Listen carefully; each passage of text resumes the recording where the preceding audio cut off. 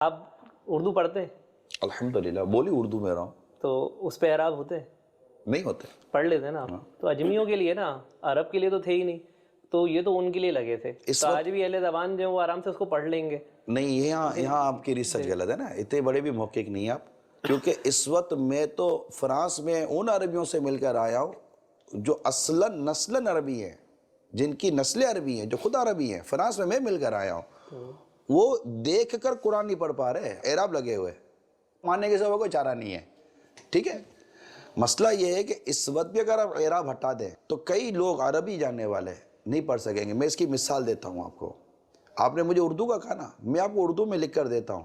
اگر آپ درست پڑھ کے بتا دو نا، اپنے سلسلہ بند کر دیں گے.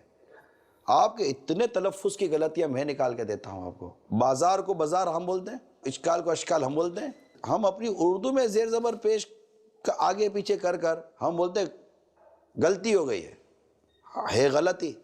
اب اگر لام کے اوپر زبر لگائیں گے تو آپ کا غلطی نکلے گا، اور لام پر اگر آپ ساکن کریں گے تو آپ کی غلطی نکلے گا. تو ایسے تو سینکڑوں تلفظ بچپن سے ہم اردو بول رہے ہیں ایک طرح سے، اس کو بھی اعراب لگا کر نہ دو تو وہ اردو نہیں بول سکتا. تو ضروری نہیں ہے کہ اگر کوئی عربی ہے، کیونکہ قرآن کی اپنی زبان ہے عربی. تو آج بھی اگر آپ عربیوں کے ہاتھوں میں، جو عربی بولنے والے ہیں، عربیوں کے ہاتھوں غیر عالم ہوں گے، میں ان کی بات کروں گا نارملی طور پر، ٹھیک ہے نا. اگر آپ عربیوں کے ہاتھوں میں بھی قرآن شریف دے دیں گے اور بغیر آپ اعراب لگائے دے دیں گے آپ، تو وہ بھی بالکل وہ بہت سی جگہ پہ غلطیاں کریں گے. اچھا، پھر رموز کا کیا کرو گے؟ کہاں رکنا ہے، کہاں نہیں رکنا؟ یہ بہت ساری چیزیں جو قرآن پاک کے اندر یہ ساری چیزیں ہیں.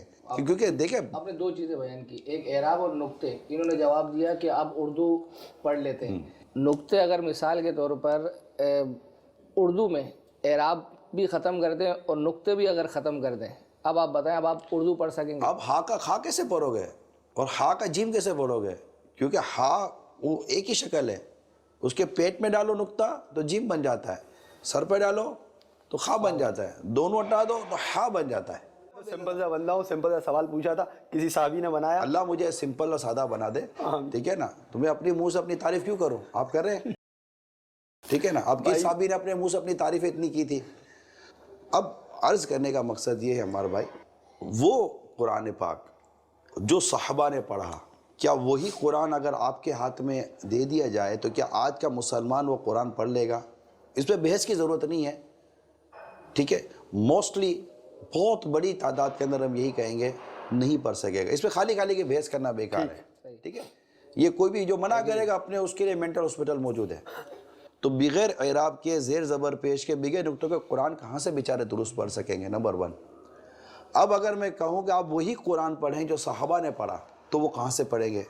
تو جو قرآن، جس طرح کا قرآن اعراب کے بغیر کا صحابہ نے نہیں پڑھا، تو آج آپ کا پڑھنا درست؟ پڑھ تو قرآن ہی رہنا. میں کہہ رہا ہوں درست ہے.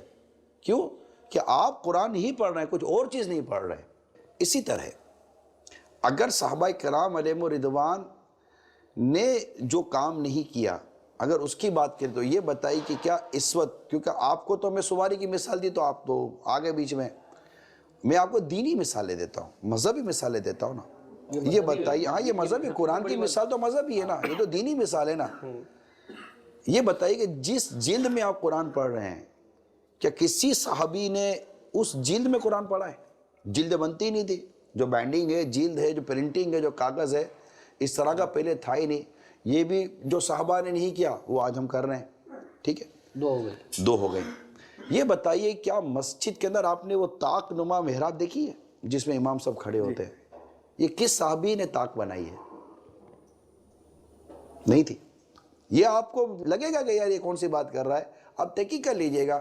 اگر آپ کو لگتا ہے کہ میں غلط بات کر رہا ہوں تو کہاں پہ کیا چلا گیا ہوں، میں تو ملتے جلتے رہتے ہیں، مجھے بتا دیجئے گا، انشاءاللہ میں آپ کو پروف کروں گا. ٹھیک ہے. اچھا، مسجد میں منارہ کتنا امپورٹنٹ ہوتا ہے؟ ارے مسجد منارہ نہیں ہے. کس صحابی نے آج تک منارہ بنایا؟ یہ بتا دیجئے. کہاں گنبد تھا پہلے؟ یہ بتا دیجئے. جس علم پر ہم بحث کرتے ہیں یا بات کرتے ہیں، بدعت کا لفظ لے لیا، فلاں کا لفظ لے لیا، یہ سیکھنے کے لیے جس درس نظامی کو کیا جاتا ہے، وہ درس نظامی کا سارا نصاب کس صحابی نے بنایا؟ یہ بتا دیجئے. تو کیا صحابہ کرام نے وہ صرف پڑھی تھی، یا صحابہ کرام نے وہ نحو پڑھی تھی؟ میرے میٹھے میٹھے اسلامی بھائی، یہ اصول جو ہے نا، جو کام کسی صحابی نے نہیں کیا وہ کام ہم نہیں کر سکتے، یہ اصول کے صحابی نے بیان کیا ہے، ٹھیک ہے؟ کیونکہ حدیث صحابی کے عمل سے، صحابی کے قول سے زیادہ حدیث کی اہمیت ہے نا، سرکار صلی اللہ تعالیٰ علیہ وآلہ وسلم، ٹھیک ہے؟ صحیح مسلم شریف کی حدیث ہے اور صفحہ نمبر 11338، حدیث نمبر 1017، مضبوط حوالہ ہو گیا، ٹھیک ہے؟ سرکار مدینہ صلی اللہ تعالیٰ علیہ وآلہ وسلم کا فرمان معظم ہے، جو کوئی اسلام میں اچھا طریقہ جاری کرے اس کو اس کا ثواب ملے گا، اور اس کا بھی جو لوگ اس کے بعد اس پر عمل کریں گے اور ان کے ثواب سے کچھ کم نہ ہوگا، اور جو شخص اسلام میں برا طریقہ جاری کرے اس پر اس کا گناہ بھی ہے، اور ان لوگوں کا بھی جو اس کے بعد اس پر عمل کریں گے اور ان کے گناہ میں کچھ کمی نہ ہوگی۔